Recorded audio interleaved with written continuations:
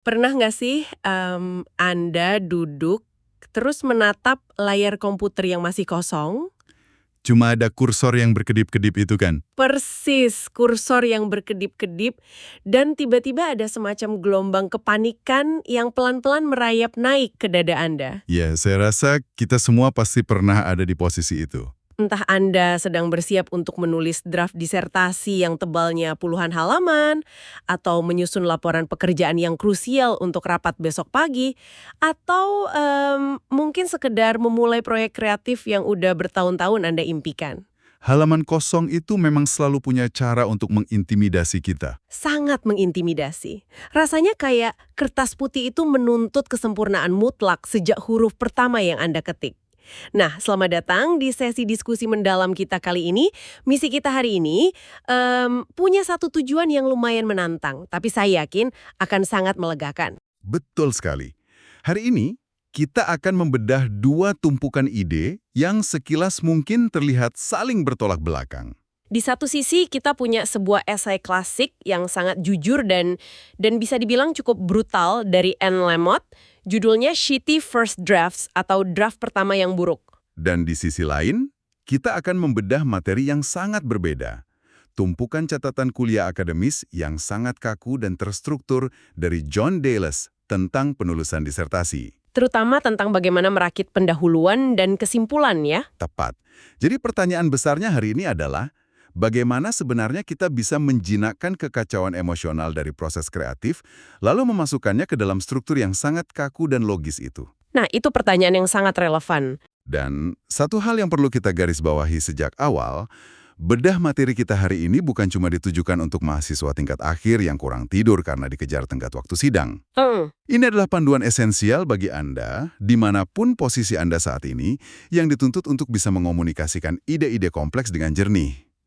Banyak dari kita merasa lumpuh karena beban ekspektasi bahwa draft pertama itu harus langsung sempurna. Harus langsung siap baca gitu ya. Padahal, memahami dua sisi koin ini, yaitu menerima kekacauan saat mencari ide, lalu menerapkan ketertiban saat menyajikannya, itu adalah kunci utama untuk menjadi komunikator yang tajam di bidang apapun. Oke, jadi mari kita urai hal ini. Kita mulai dengan sisi kekacauannya dulu.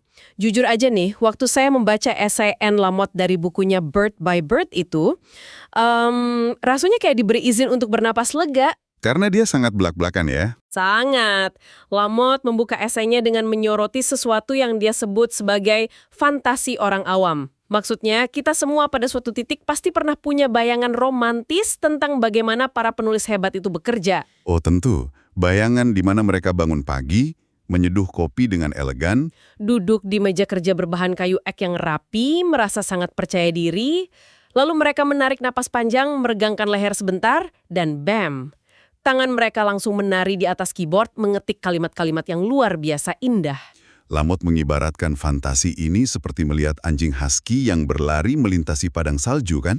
Ya, yang berlari dengan sangat anggun dan penuh tenaga. Yang menarik di sini adalah imajinasi itu memang indah, tapi sayangnya itu murni mitos.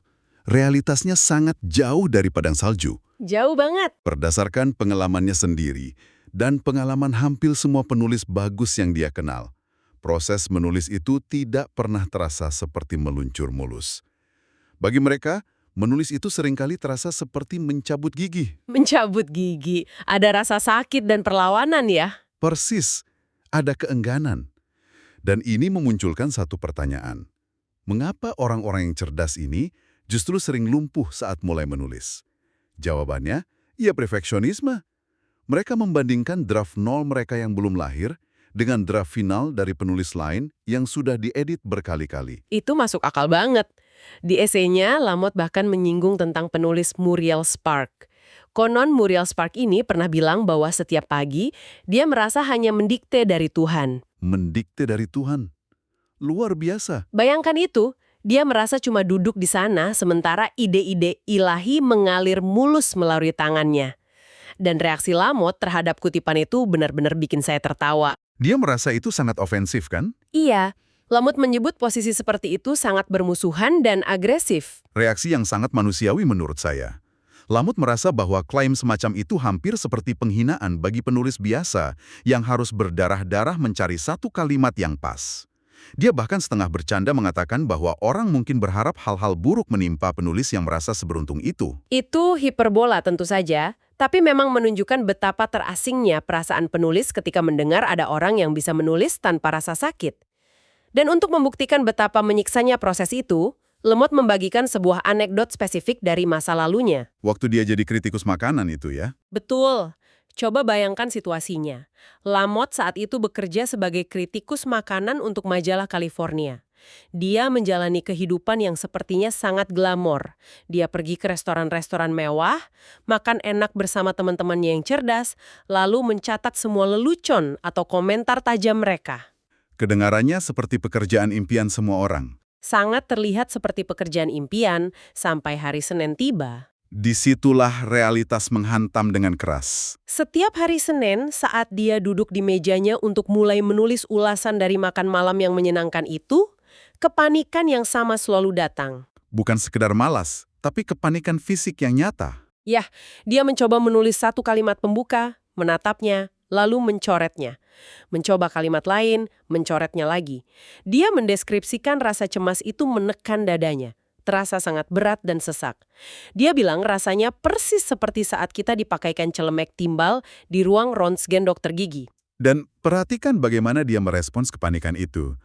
Alih-alih menghadapinya, dia melakukan apa yang sering kita semua lakukan saat menunda pekerjaan. Dia mencari distraksi yang absurd. Dia bahkan sampai berdiri dari meja kerjanya cuma untuk memandangi giginya di cermin. Memandangi giginya di cermin, terus dia akan berjalan ke dapur, mencari makanan, mendesah keras-keras selama 10 menit penuh. Dan di titik itu, dialog internalnya mulai jadi sangat destruktif. Dia merasa semuanya sudah berakhir. Betul, dia berpikir selesai sudah, keajaibannya sudah hilang, bakatku sudah habis, mungkin aku harus menyerah dan kembali mencari pekerjaan sebagai juru ketik. Itu adalah titik puncak dari kelumpuhan psikologis seorang penulis. Tapi, justru dari keputusasaan itulah muncul terobosannya. Lamot menyadari, satu-satunya cara untuk keluar dari ruangan ronsen mental itu adalah dengan memberi izin pada dirinya sendiri untuk menulis draft pertama yang benar-benar mengerikan. Dia membiarkan tangannya mengetik tanpa sensor sama sekali. Dan hasilnya emang kacau balau.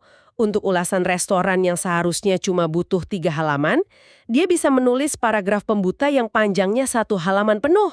Bertele-tele dan berlebihan pasti. Sangat berlebihan.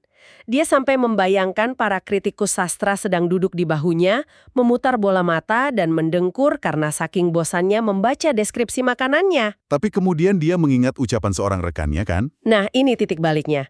Temannya mengingatkan dia dengan satu kalimat sederhana. Annie, ini cuma sepotong ayam, ini cuma sekeping kue. Kalimat itu kedengarannya sepele, tapi efek psikologisnya masif untuk seorang penulis.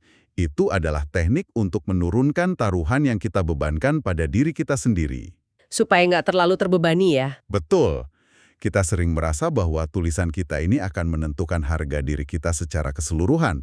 Padahal faktanya itu cuma laporan kuartalan, itu cuma tugas akhir, itu cuma ulasan tentang sepotong ayam. Tapi menariknya, selalu ada ketakutan spesifik yang muncul saat Lamot melihat draft pertamanya yang kacau itu. Ah iya, ketakutan kalau dia tertabrak mobil.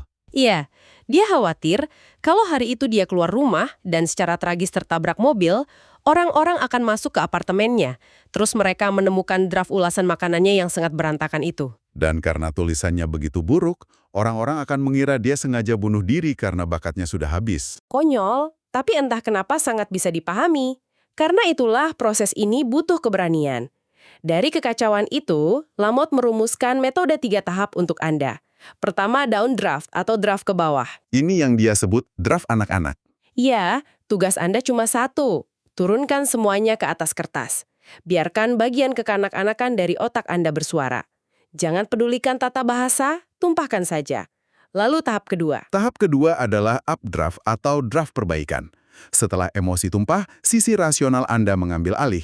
Anda melihat draft anak-anak tadi, memotong bagian yang bertele-tele, mencari inti argumennya, dan merapikan alur. Dan setelah itu, baru masuk ke tahap terakhir, yaitu dental draft. Draft gigi? Kenapa disebut draft gigi? Karena prosesnya sangat teliti. Anda memeriksa setiap detail kecil, seolah mengecek setiap gigi di mulut Anda. Anda mencari tahu, apakah ada argumen yang longgar, Apakah ada data yang busuk? Dan apakah strukturnya sudah sehat dan bisa menggigit? Disinilah bagian yang sangat menarik. Kita sudah sepakat bahwa membiarkan diri kita menulis draft pertama yang kacau itu melegakan. Tapi di dunia nyata, dunia profesional atau akademis, kita nggak mungkin menyerahkan draft anak-anak ke dosen penguji atau dewan direksi. Tentu tidak. Kita butuh kerangka formal. Disinilah catatan kuliah akademis dari materi John Dales masuk. Memasuki ranah struktural ini, bagian yang paling menantang biasanya adalah pendahuluan. Dan ada satu analogi kuat dari catatan tersebut. Pendahuluan itu bukanlah sekedar formalitas atau basa-basi. Pendahuluan itu persis seperti sebuah wawancara kerja. Wawancara kerja, jadi kita nggak punya banyak waktu untuk meyakinkan mereka. Tepat sekali. Kalau Anda masuk ruang wawancara kerja, Anda nggak mungkin duduk lalu mulai menceritakan riwayat hidup dari TK secara acak. Anda pasti langsung menyoroti keahlian yang relevan. Menjelaskan kenapa kita pantas ada di ruangan itu. Benar. Dalam dokumen, pendahuluan harus dengan cepat meyakinkan pembaca. Mengapa riset ini penting, masalah apa yang sedang dipecahkan, dan mengapa karya Anda layak menyita waktu mereka. Sayangnya, dari catatan tersebut, ada beberapa masalah klasik yang sering dilakukan penulis di menit-menit awal ini. Contohnya seperti apa? Misalnya, memulai dengan kalimat klise yang ruang lingkupnya terlalu raksasa. Seperti, sejak awal peradaban manusia, komunikasi selalu menjadi hal yang penting. Padahal, kita cuma mau mengevaluasi strategi media sosial perusahaan. Itu kesalahan ruang lingkup yang sangat umum. Kesalahan lainnya adalah nada bicara yang terlalu arogan, mengklaim bahwa penelitian ini unik dan belum pernah ada yang melakukannya. Di dunia akademis, itu justru bikin pembaca skeptis. Dan yang paling fatal, menyembunyikan pertanyaan penelitian di tengah-tengah paragraf yang panjang. Ya, membuat pembaca harus menggali seperti arkeolog cuma untuk tahu apa sebenarnya yang mau dibahas. Karena itulah, presisi struktural sangat dibutuhkan. Jangan pernah mencampur adukan aim atau tujuan, research question atau pertanyaan penelitian, dan objectives atau objektif. Banyak penulis pemula menganggap tiga istilah ini sinonim ya. Padahal fungsinya beda jauh. Mari kita simulasikan ini buat pendengar. Kalau saya sedang bikin laporan riset, apa yang dimaksud dengan aim? Aim adalah tujuan besar Anda, payung utamanya. Contoh dari materi, menyelidiki bagaimana mahasiswa etnis minoritas bernegosiasi di universitas. Itu visi besarnya. Oke, visi besarnya dapat. Lalu, research question atau RQ. RQ harus dalam format pertanyaan interrogatif. Dari payung besar tadi, dipecah jadi pertanyaan tajam. Misalnya, strategi apa yang digunakan mahasiswa etnis minoritas untuk mengatasi hambatan akademis di tahun pertama? Sangat spesifik dan menuntut jawaban. Terakhir, objectives. Langkah-langkah konkret untuk menjawab RQ. Contohnya, 1. Mewawancarai 20 mahasiswa etnis minoritas. 2. Menganalisis data nilai mereka. Kalau Anda mencampur adukan ketiganya, wawancara kerja Anda di mata pembaca langsung berantakan. Jadi pembaca harus selalu bisa membalik halaman kembali ke pendahuluan dan mencocokkan apa yang mereka baca dengan janji di awal. Pendahuluan adalah kontrak janji dengan pembaca. Betul sekali. Nah, kita udah tahu cara memulai kekacauan dan membingkainya dengan wawancara kerja. Jadi, apa arti dari semua ini ketika kita menuju garis akhir? Kesimpulan. Disinilah banyak dokumen brilian justru mati perlahan. Fenomena yang sangat umum. Ada realitas psikologis saat menulis kesimpulan. Bagian ini ditulis paling akhir. Apa yang terjadi pada penulis saat tiba di paragraf-paragraf terakhir? Mereka kehabisan bensin, udah capek. Tepat. Energi terkuras oleh analisis data. Mereka cuma ingin cepat selesai dan klik send. Akibatnya, kesimpulan sering ditulis terburu-buru, terlalu singkat, atau jadi ringkasan malas hasil copy-paste dari abstrak. Padahal kesimpulan bukan tempat untuk mengulang, melainkan panggung untuk membuktikan bagaimana Anda menjawab pertanyaan penelitian. Untuk menghindari jebakan ini, materi kita membagikan tes membaca kesimpulan. Bagaimana cara kerjanya? Bayangkan pembaca Anda sangat sibuk dan hanya membaca pendahuluan dan kesimpulan Anda. Apakah keduanya terhubung dengan rapi? Apakah mereka mengerti apa yang Anda lakukan, temukan, dan mengapa itu penting? Jika kita hubungkan ini dengan gambaran besarnya, saran terbaik adalah selesaikan tulisan 1 atau 2 hari sebelum tenggat waktu, lalu minta teman membacanya. Kalau mereka bingung, tulis ulang. Dan jangan lupa soal metodologi. Transparansi itu penting. Kalau target wawancara 10 orang tapi cuma dapat 4, jelaskan mengapa. Mungkin ada masalah dengan gatekeeper. Jangan mencampur tensis juga. Transparansi adalah mata uang tertinggi. Dan satu lagi, bedakan findings dengan discussion. Analogi sederhananya, kalau Anda meneliti kedai es krim di musim kemarau, findings adalah melaporkan fakta bahwa suhu udara 40 derajat Celcius. Angka objektif ya. Lalu discussion. Discussion adalah memaknainya.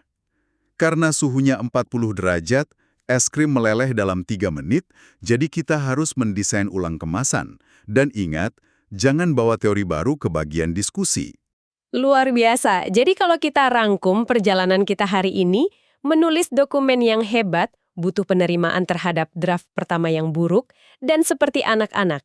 Kekacauan itu lalu dipahat jadi struktur logis, di mana pendahuluan bertindak sebagai wawancara kerja, dan kesimpulan sebagai pembuktian akhir yang tidak terburu-buru. Ini memunculkan pertanyaan penting untuk direnungkan oleh pendengar. Di esainya, Anne Lamott mengatakan bahwa bahkan setelah bertahun-tahun, dia hanya bisa mempercayai prosesnya kurang lebih saja. Nggak pernah 100% yakin ya? Benar. Mengingat semua panduan akademis kaku yang baru kita bahas tentang aim, objectives, dan kesimpulan, seberapa banyak dari karya tulis sukses sebenarnya bergantung pada kemampuan Anda menoleransi keraguan saat menulis draft kacau dibandingkan penguasaan format teknis. Apakah struktur akademis ini diciptakan hanya untuk menyembunyikan kepanikan yang terjadi di belakang layar? Wah, itu pertanyaan yang sangat provokatif untuk menutup sesi ini. Mungkin struktur itu cuma cara kita menjinakkan kepanikan kita sendiri. Untuk Anda yang sedang menatap layar kosong, hadapi saja. Ketik kalimat buruk pertama Anda, biarkan jadi bencana karena Anda sudah tahu cara merapikannya nanti. Terima kasih telah bergabung dalam diskusi mendalam ini dan sampai jumpa di penjelajahan berikutnya.